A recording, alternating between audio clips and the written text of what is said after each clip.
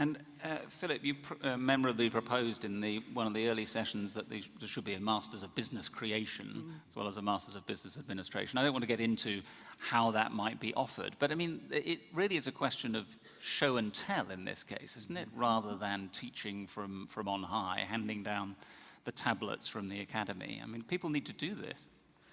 We found that a lot of our students in various universities want to be entrepreneurs, maybe 10 to 20, maybe 30% in some schools. And yet that requires a different training than learning how to be in a business and manage finance and the standard silos in a business. So that degree might make some sense. But if I may take this as an opportunity to tell you what schools are doing about training entrepreneurs.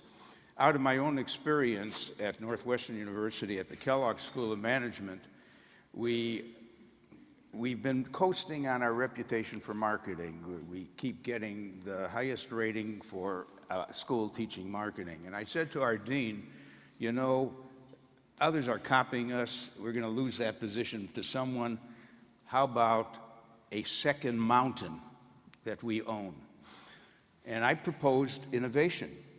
And this was about 10 years ago that, hey, let's become, and when I mentioned it to our dean, he says, no, MIT's got that, or Stanford has that. I said, let's try for it too, because innovation and entrepreneurship are next.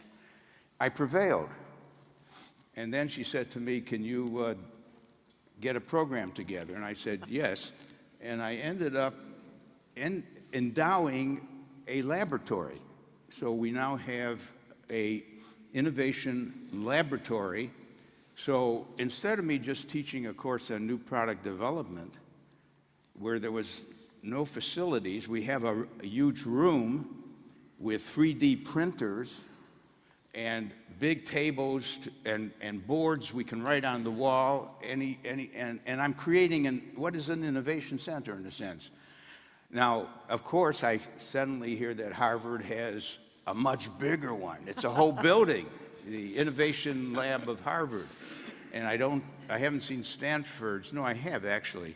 So this is, but I really believe that by putting more of our students into project work rather than classroom sitting and hearing and listening, and of course, I hope that we get some great success, because that's all it takes to get into the New York Times, that Kellogg's Student X created Groupon or something like that, and I'm waiting for that moment.